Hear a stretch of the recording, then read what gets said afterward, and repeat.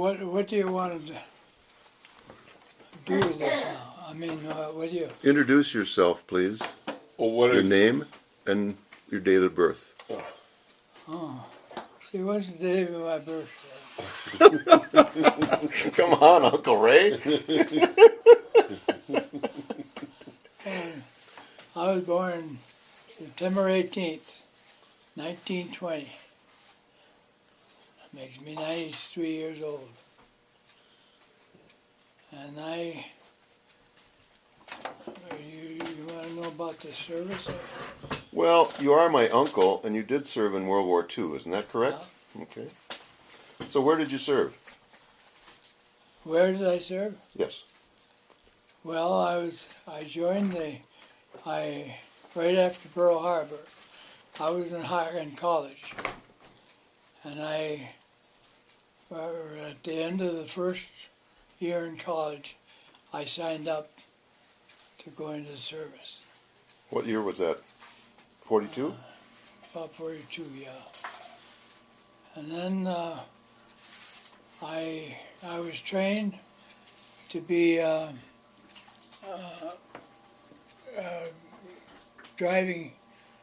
steering landing barges into the shore in the raids, landing barges with Marines on it. And I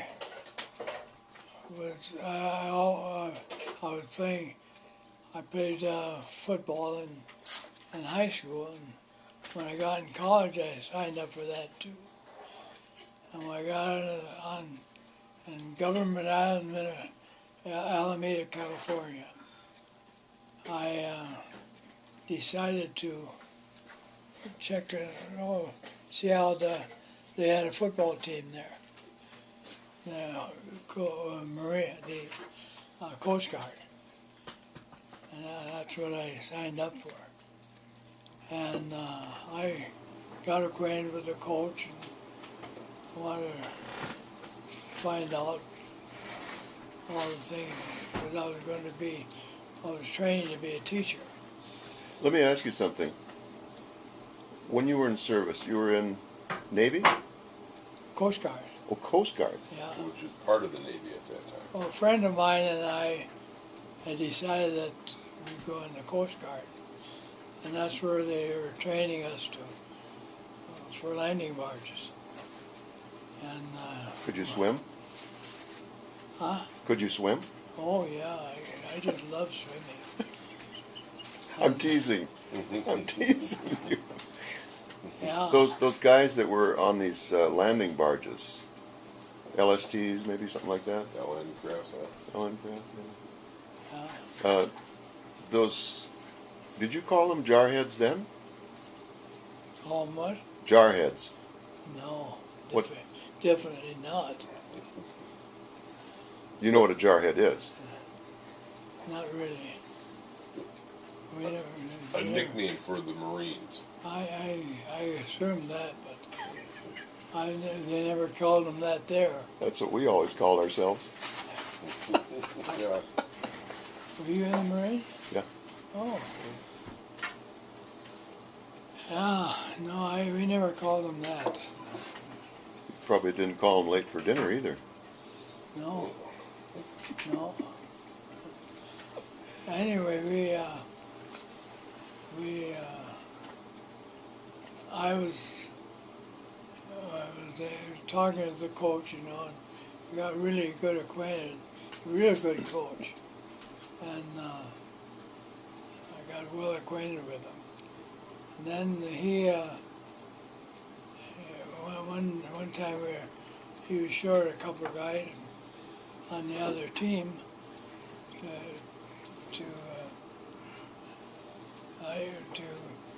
give them practice. And he said, "Ray, do you wanna suit up and play on the other against us?" Well, sure, I said, that was a good chance for me.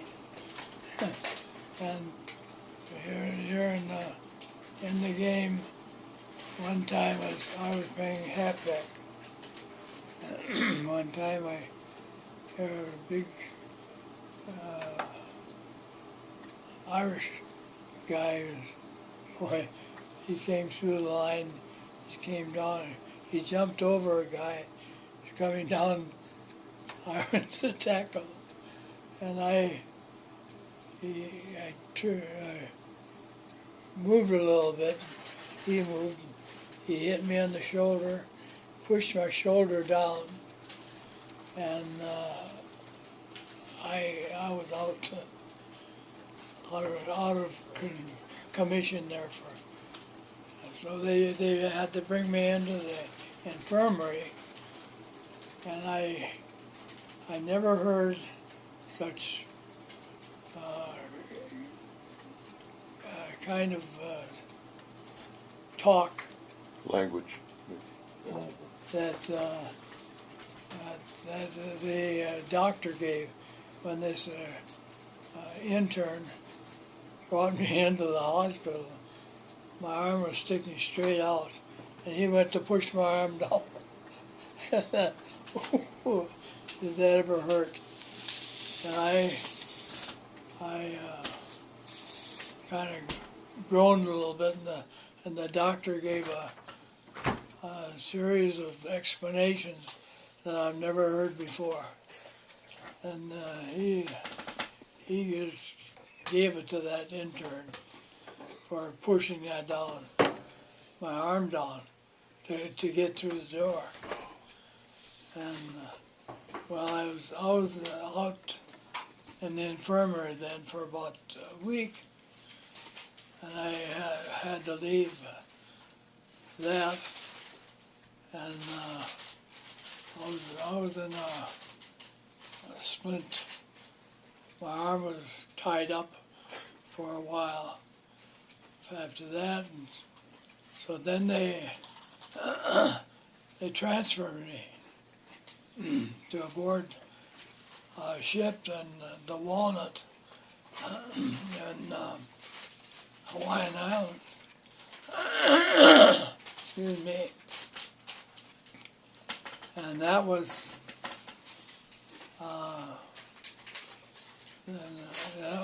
I was transferred there as a what do they call it? In charge of the gunner's mate. I was a gunner's mate aboard a ship, and we didn't have to worry too much about the why not. That was where the war started in Pearl Harbor, and I was the Walnut was right there where all those ships were bombarded at the start of the war. Why did they call it the Walnut? Well, that was the name of the ship. Oh, Yeah. And what was the purpose of the Walnut?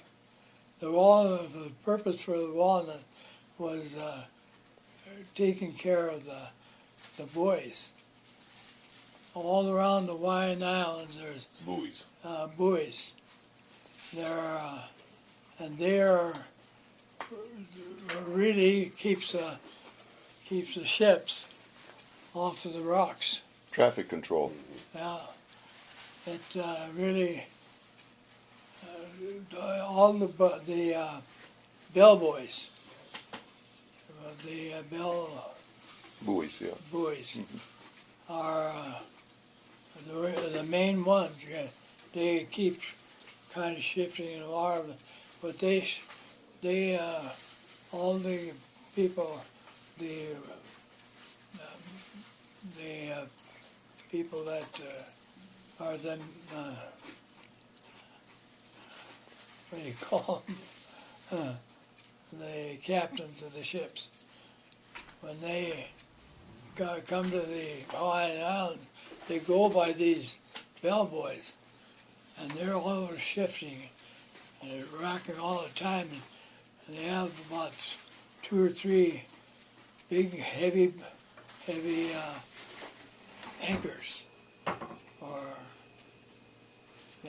to hold them in place.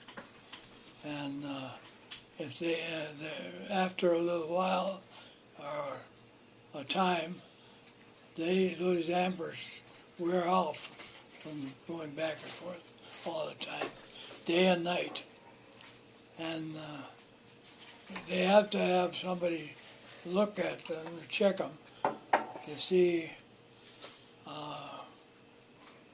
how bad they are, how close they are. Because if they came loose, it could steer the whole fleet aboard.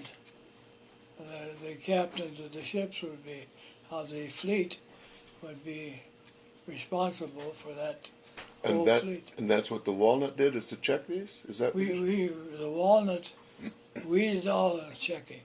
We had three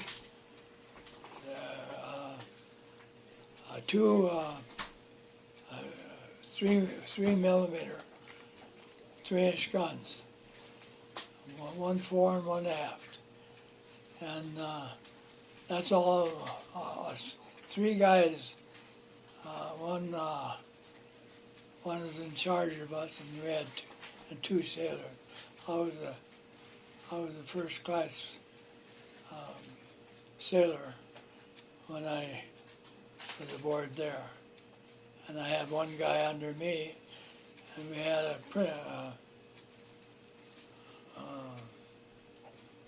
I can't remember what they called everybody now. Anyway, he was in charge of it. But all he did was drink coffee. He had a coffee cup in his hand all the time. And I had charge of where all the guns were aboard ship. So he had charge of it, but I did all the work, of course. And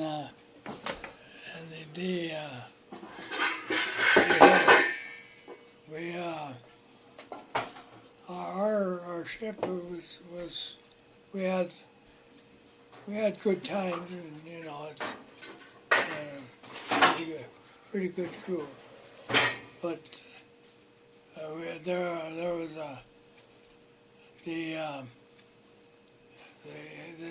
our captain of our group was in charge of all these, was the guns. We had one time the Japanese flew over us. We had charge of the whoever was going to man the guns, and we had to train them and tell them what to do and so forth. But that was one of my main jobs at first. Except I like to swim, and the captain of our ship asked me to check all these buoys when we came to a buoy. If we were down deep, we would go down as far as 100 feet, and then we'd wear a suit. Scuba came tank? down to our waist, and the pump was aboard the ship, and air came down to us then. So you had one of those big brass helmets on? Yeah. Oh, okay. The helmet up to our waist. If we bent over, we'd feel the water coming up our back. But they were very adequate. They did the job if we didn't bend over too much. But I enjoyed that. I did so much swimming. We even made a diving board off of the back end of the ship, and a bunch of us did practice diving. we had a lot of fun in our spare time. Were you stationed there during your entire service? Just about. I was trained for landing barges, but I couldn't do that for a while because of my shoulder. And then I had to be, well, then they let me go home for my first leave while my shoulder was, and then from then on they transferred me over to the ship at Pearl Harbor, and I really enjoyed my time. I got lonesome for home, of course, like all the rest. Tell me something. Was there a definite time that you were enlisted for, or was it until the end of the service or end of the war? All the time I was in, right after I hurt my shoulder, I was aboard ship. I was transferred aboard ship. No, but I mean your service commitment. What was your commitment length? I was the gunner's mate. No, the length of your commitment. How many years did you have to serve? 3. I was served for 3 years. But were you obligated for Till the end of the war. till the end of the war? Oh yeah, Okay. Yeah. That's important. People don't know that. yeah. Well, I was home. And then the war ended, and I was ready to go back. In fact, Shirley went to California with me to be transferred back. And then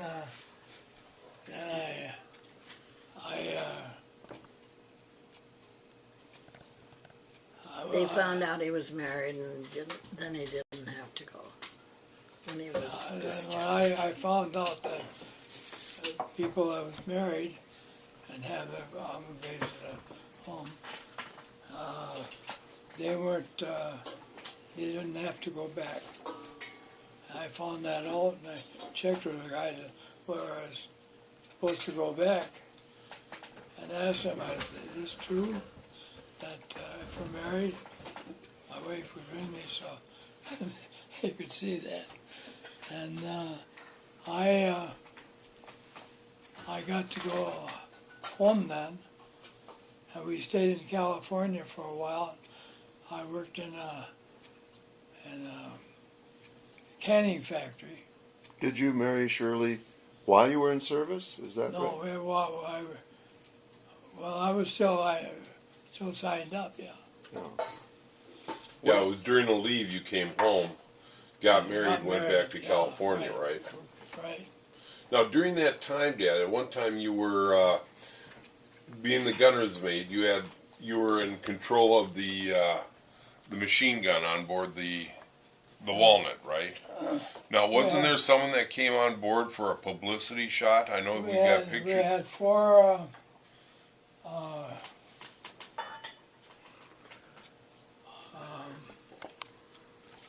guns.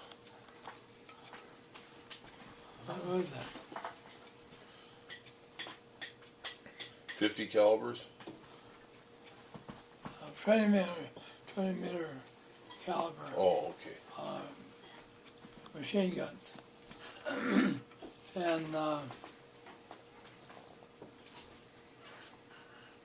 who was the guy that came aboard? Rocky. No, he was Jack Dempsey. yeah, Jack Denson came aboard ship one time, and I had to demonstrate how the 20-meter guns worked. We had on one deck of our ship, we had 4 of these 4 20-millimeter, and we had the charge of the machine guns and the 3-inch guns, and but all the while I was aboard ship, I was in charge of the buoys. anchors. Now with that publicity shot, then he came on there with a bunch of photographers, right? Mm-hmm. And then that picture was in a lot of the newspapers. Yeah. Yeah, we've got a copy of that, don't we? I came home and I found that picture. Yeah, of him with Jack Dempsey, the boxer. You know, from, It was in the Sunday paper here. it was, huh? In Minneapolis. Yeah. Okay. Yeah. We must. Didn't you save that? Yeah, it's around here.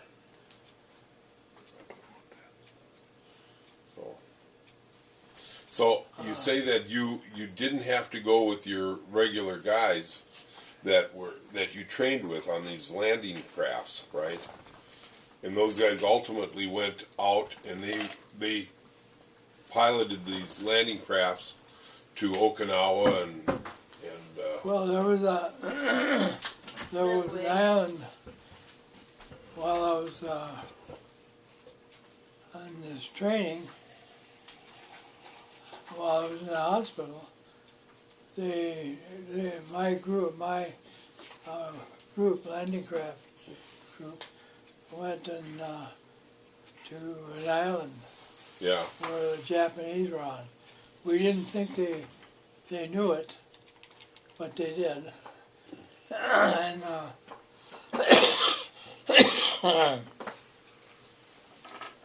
make quite a picture here. But they did know it, and a lot of the guys that were going ashore that were killed at that time. I would have been on that,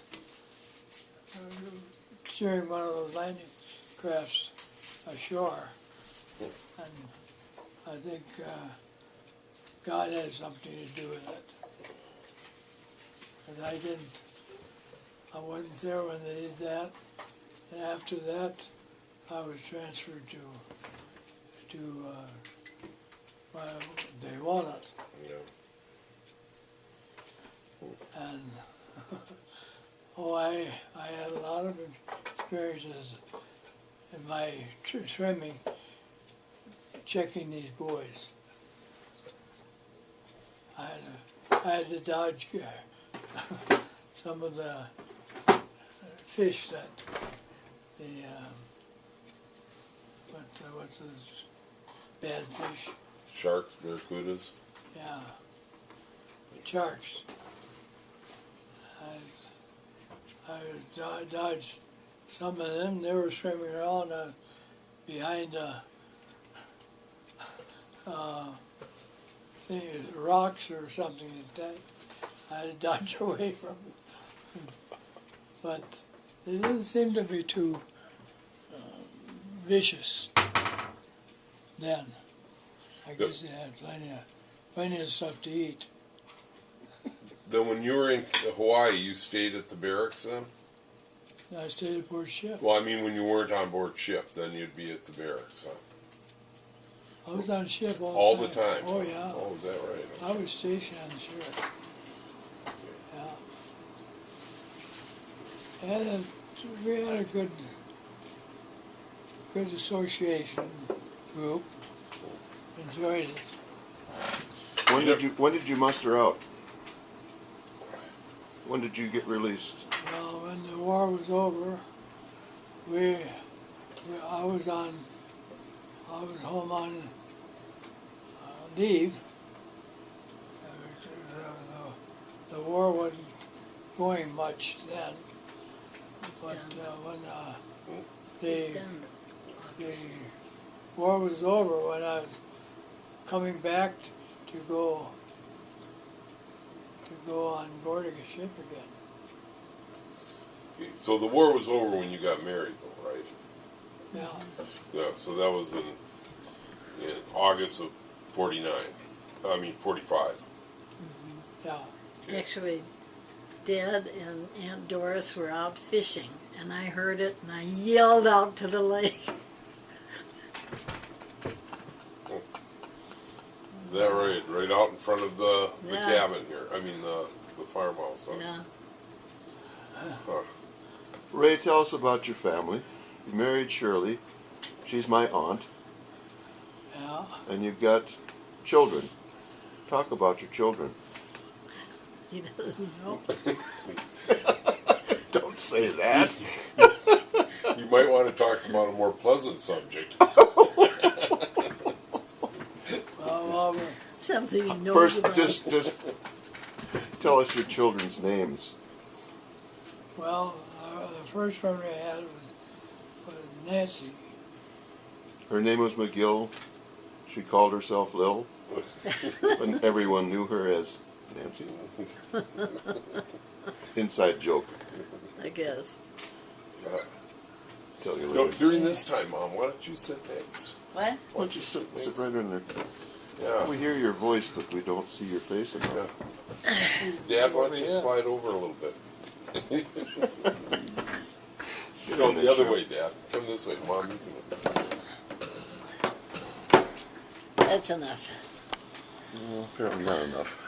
Yeah, you want them both in there. I can only get so much here. Yeah, why don't you? Want me to tell about the family? All right. Sure, why not?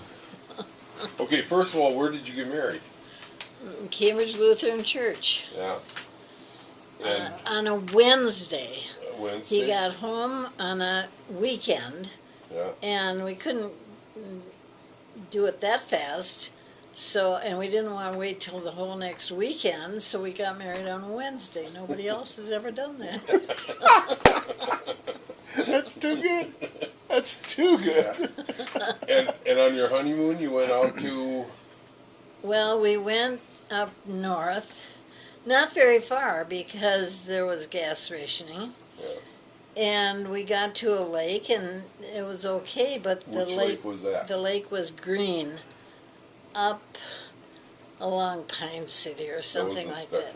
No, Oh. then the lake was green, and I knew the Spectacle never got green, and we wanted to swim. So we went back to Spectacle Lake, where we had friends that had a resort, and so we stayed there as long as we could. But of course, Dad had to see his family too. Yeah.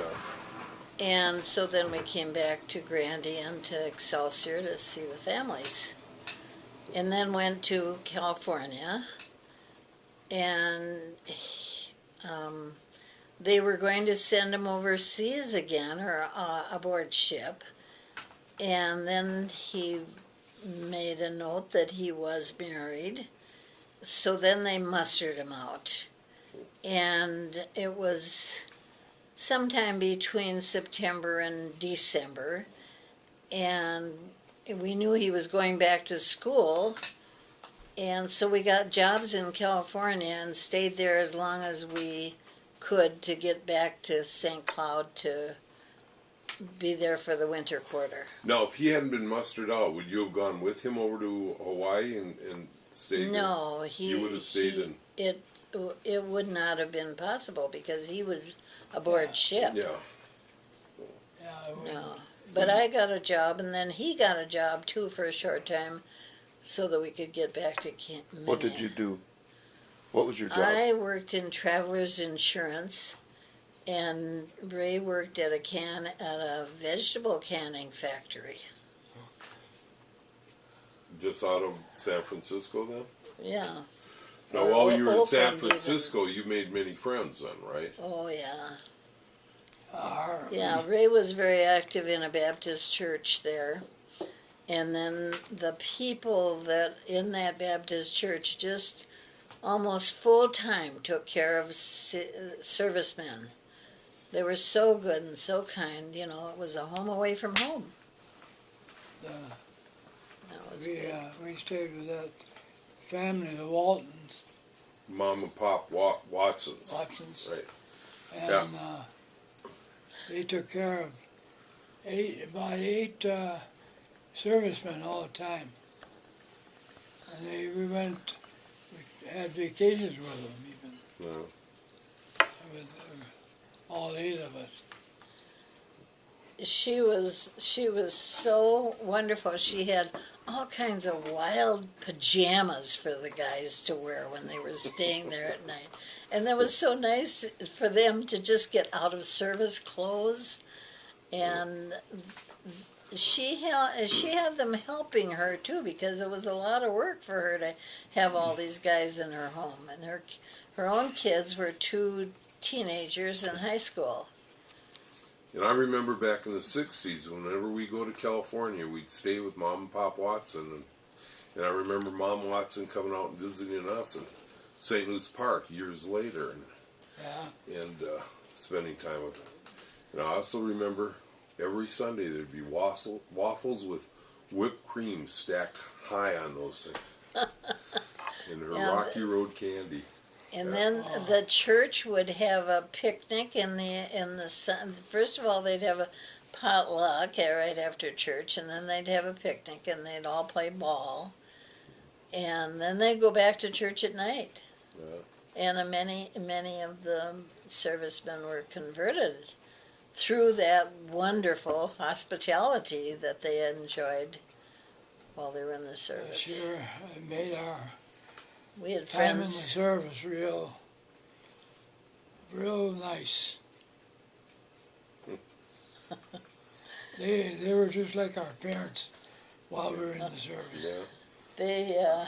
They were really great people. I was saying that we didn't know what church we'd go to, and we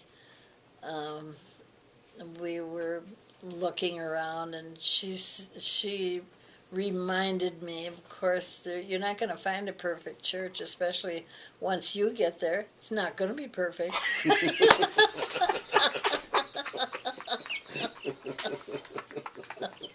And that's something I've never forgotten. I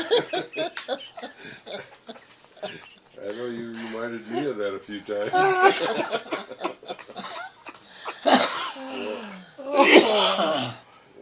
I wish I had known this about you before. You've known it, you've forgotten it. Thank you. I'm going to end this session by saying thank you, Ray, for telling us about what you did. Yeah. Thank That you, really, Auntie Shirley. took him to the end of his service experience. It was a little over 3 years. Except that you had 4 children. Well, that was after that. I know. We got 1 here now. Yeah. But then he went to college and taught in a small town in western Minnesota for 3 years, and then It was Olivia. Olivia, Minnesota. And there we met other teachers that became good friends. In fact, we've celebrated our anniversaries with them for 58 years. Kind of a long-term friendship, Those very dear to us. the Emma-Heisers. Right. Yeah, But teaching in St. Louis Park was really a good experience. The student body, a lot of them, well, there was about 1/3 Jewish population, and they were highly motivated people. Our poor little Norwegians didn't have a chance.